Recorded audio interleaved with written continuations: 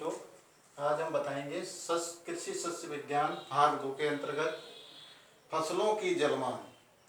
फसलों की जलमांग क्या होती है? इसमें जो भी सिंचाई में जल प्रयुक्त होता है वो फसलों की जलमांग कहलाती है। जलमांग क्या? फसलों की संतोषप्रद वृद्धि के लिए उसके परिपक्व होने तक के जितने जल की आवश्यकता होती है उसे जलमांग कहते हैं।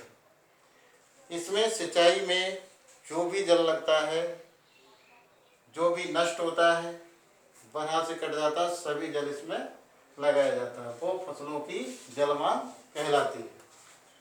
फसलों की जलमांग बराबर बाष्पीकरण वाला जो जल बाष्पीकरण होता है उसको बाष्पोत्सर्जन वाला भी इसमें लग जाता है। उपापचयी क्रियाओं में प्रयोग किया गया जल, जो भी क्रियाएं होती हैं उसमें भी जो जल लगता है उसको भी फसलों की जलमांग में रखा जाता है। सिंचाई के समय जो भी जल नष्ट होता है उसको भी रखा जाता है, प्लस विशेष कार्य के लिए प्रयुक्त किया गया जल वो भी इसमें लगाया जाता है। फसलों की जलमांग, वाष्पोत्सर्जन हो रहा है, जब भी ज़्यादा वाष्पोत्सर्जन होगा तो उसकी फसलों की जलमांग उतनी ही ज़्यादा बढ़ जाएगी। पौधों की जलमांग को प्रभावित करने वाले कारक कौन कौन से होते हैं? फसलों की जलमांग को प्रभावित करने वाले कारक होते हैं जो कि फसल की जलमांग को बढ़ा देते हैं। इसमें नंबर 1 है वायुमंडल की आर्द्रता। अगर वायुमंडल की आर्द्रता कम होगी तो फसलों की जलमांग बढ़ जाएगी।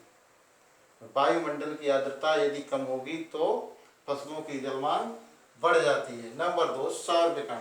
अगर सूर्य की किरणें ज़्यादा तेजी से फैल रही हैं या ज़्यादा तेज सौर विकिरण वाला हो रहा है तो इसका मतलब कि फसलों की जलमांग बढ़ जाएगी। नंबर 3 टेम्परेचर, ताप। यदि ताप अधिक है तब भी फसलों की जलमांग बढ़ जाएगी। अगर ताप कम है तो फसलों की जलमांग घटेगी।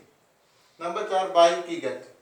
यदि वायु की गति वाष्पोत्सर्जन के समय बिल्कुल नहीं है तो उसकी जलमांग जो है कम हो जाएगी फसलों की, और यदि वायु की गति ज़्यादा बढ़ जाती है तो फसलों की जलमांग जो है वो बढ़ जाएगी। भूमि की उर्वरता। अगर भूमि उर्वर है तो फसलों की जलमांग जो है कम रहेगी। अगर भूमि की उर्वरता कम है या उर्वर नहीं है तो उसकी जलमांग क्या है? बढ़ेगी, बढ़ती रहेगी। नंबर 6 पौधों की जड़ों का भूमि में फैलाव। कुछ फसलें ऐसी होती हैं जो शुरुआत में जिन्हें जल की ज़्यादा आवश्यकता होती है उसके फैलाव के लिए, इसलिए जो भी है अगर भूमि में जड़ों का फैलाव कैसा है उसी के हिसाब से ये घट जाएगी और जलमांग फसल की बढ़ जाएगी। नंबर 7 निकाई गुड़ाई। यदि निकाई गुड़ाई करते हैं तो उसके ऊपर जो